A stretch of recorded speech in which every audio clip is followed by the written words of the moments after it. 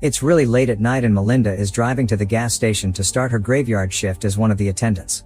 Melinda is very shy and lonely, perhaps even neurodivergent, which makes her very insecure and quite a pushover. Her coworker Sheila always dumps the worst chores on her, like cleaning the toilets, and tricks her into recording embarrassing things for the internet. When it comes to interacting with clients, Melinda is incredibly awkward and everyone finds her weird when she tries to befriend them without caring they're strangers. Usually they prefer to talk to Sheila because she's the pretty girl, which makes Melinda incredibly jealous. It makes her want to have that attention even when it comes from the creepy dude that comes to hit on Sheila every night. The only guy that shows an understanding of Melinda's personality is Officer Lou, who is very friendly and doesn't mind chatting with her whenever he comes by. This has caused Melinda to develop a crush on him, and she takes pictures of him when he isn't looking all the time.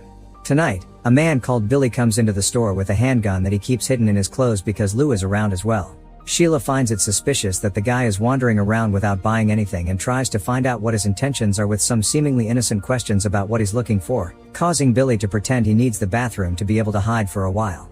Then, Sheila takes care of Lou's purchase and realizes Melinda is taking pictures of them behind their backs, which she finds really creepy, but Lou continues to be understanding of Melinda's issues and doesn't mind. Their conversation is interrupted when Lou gets a message to look for an armed man that stole a car and leaves the store. Then Sheila takes the chance to make fun of Melinda for her pictures, making her rush outside so she can cry alone while she smokes. When Melinda goes back inside, she finds Billy holding Sheila at gunpoint and promising not to hurt anyone if they cooperate. He swears he isn't evil, he just needs the money to pay a gang of bikers that wants to kill him. Billy won't stop talking and it annoys Sheila, who throws lots of sass back and lies about the safe, explaining only the managers have access to it. Tired of the way she keeps talking to him, Billy shoots a warning shot and makes Sheila fill his bag with the money from the register, and for some reason this impresses Melinda. With an idea in mind, Melinda admits she can open the safe, and when Sheila freaks out, Melinda pretends she's helping because she's afraid of Billy's gun. While Melinda fills the bag with the money from the safe and fixes her hair thinking she may get Billy's attention, a father and daughter enter the store, causing Billy to hide the gun and order Sheila to play along or he'll kill anyone. These clients pay with a credit card, and when they ask for directions to the next town, Sheila uses the ticket to pretend she's writing a little map when in fact she's asking for help. Unfortunately, Melinda comes back then and steals the ticket before giving the client directions in her own words. After the clients leave, Billy asks for his bag, but Melinda won't give it to him unless he takes her with him too because she thinks she may be useful. Billy refuses, thinking it's a crazy idea and saying he has no use for her, which hurts Melinda's feelings and makes her cry as she points out he wouldn't have the money without her. Tired of this waiting, Billy pushes Melinda and takes the bag by force, yet when he's about to cross the door Sheila starts insulting him for taking advantage of two helpless girls. This makes Billy finally lose it, so he makes Melinda lock the store door and hide in the bathroom while he takes Sheila to the break room, where he tries to take advantage of her.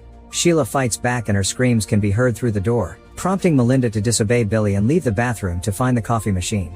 After checking it's hot enough on her own hand, she takes the pot to the break room and throws the hot coffee at Billy's face, then knocks him out by hitting him with a fire extinguisher. It isn't until Billy falls on the floor that Melinda realizes the gun was shot in the struggle and Sheila is now dead. A few hours later, Billy wakes up to find himself tied to a chair and Melinda cleaning the floor after having wrapped Sheila's body up with some tarpaulin. Billy immediately tells her this is all her fault because he never planned to kill her. His intent had always been just to scare them, but Melinda doesn't look too bothered. Instead of reacting to his accusations, she sits in front of Billy and wonders why he didn't want her to go with him, making him realize she hasn't called the cops yet and he still has a chance. Billy begins talking sweetly to Melinda, explaining he knows he can trust her now and they can totally run away together. When Melinda expresses jealousy of the fact he chose Sheila over her, Billy calls her pretty and points out he just didn't want to hurt her while he didn't care about Sheila's safety. He even plays the self-deprecation card and pretends he understands Melinda's struggles when shares anecdotes about her work, effectively winning her over. When Billy asks for a cigarette, Melinda shares one with him and tells him the burns on his face aren't so bad. It's something she does to herself all the time. The way she begins talking about fire as a cleansing force is incredibly creepy, so Billy gets her to stop by requesting some painkillers for his headache. Melinda goes back to the store to grab the medicine and a bottle of water while ignoring the man at the door that keeps knocking on the glass and asking to be let in. Since Billy interrupted her ode to fire, she's starting to have doubts about their compatibility and grabs a little extra before going back to him. Billy takes a painkiller before starting to talk sweetly to Melinda again, but this time she isn't as receptive and pretends to have a boyfriend as a way to test Billy. She says she doesn't care about leaving a boyfriend behind, but Billy thinks this man may worry about her girlfriend missing and will come after them, so he takes his word back and tells Melinda she can't come with him after all.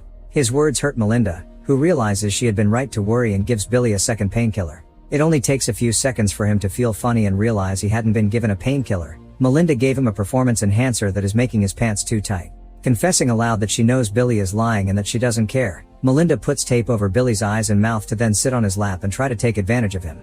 Using all the strength he has left, Billy stands up and pushes Melinda off her, then uses his ears to try to detect where she is.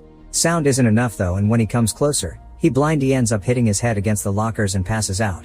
Seeing Billy's ear bleeding, Melinda assumes he's dead and grabs the gun plus the money bag before returning to the store where the man is still knocking on the door. After letting him in to shop for whatever he needs, Melinda grabs the gun and considers ending things, but she can't bring herself to do it and finally breaks down in tears. The client wants to pay for his stuff and Melinda begs for him to go away, so the guy leaves with his things without showing concern about the situation. Afterward, Melinda dials 911 but immediately hangs up when someone else arrives. It's Perry, who came to pick his girlfriend Sheila up.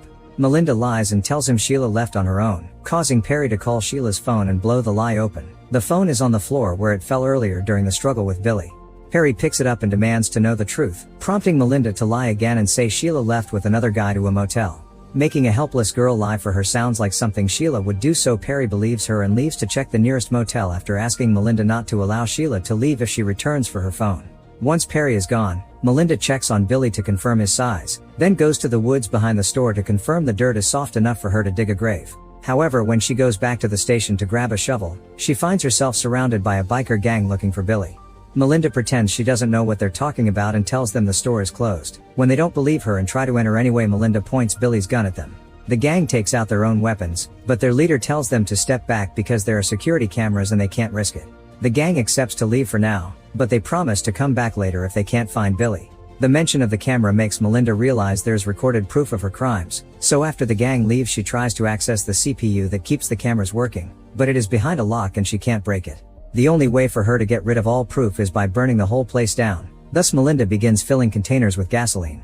Before she can go further, Lou shows up because he saw Billy's car and identified it as the stolen vehicle he's looking for. Melinda swears she saw nothing and that she doesn't have access to the security cameras. Lou reports the stolen car to the station and calls the gas station's manager to convince her to come over to cooperate with the police. Melinda realizes Lou will stay here for as long as needed to follow the car case, so after he hangs up, she pretends she suddenly remembers a very shady client that came by and asked for directions to the nearest motel. Lou believes her, but before leaving, he needs to do a quick sweep of the store, partly because of protocol and partly because Melinda suspiciously looks too nervous. On the edge of another breakdown, Melinda watches Lou check every room and takes out her gun, ready to shoot him if necessary, but surprisingly Lou finds nothing and leaves after giving Melinda his card. Terrified of the implications, Melinda takes her gun out again and checks the break room, only to find it empty, the only proof of Billy having been there being the cut bindings on the floor. Then she checks the back door, but she still can't see Billy anywhere, so she assumes he's gone for good. Now Melinda can proceed with her plan and begins covering the whole store with gasoline, grabbing the money bag when she's done and leaving the gun behind to get the lighter ready to start the fire. Suddenly the power goes off in the whole building and Melinda rushes to the door to confirm her fears. The power loss has triggered the security lock and now she can't leave. At that moment, Billy shows up asking for his money, so Melinda threatens with starting the fire if he takes another step.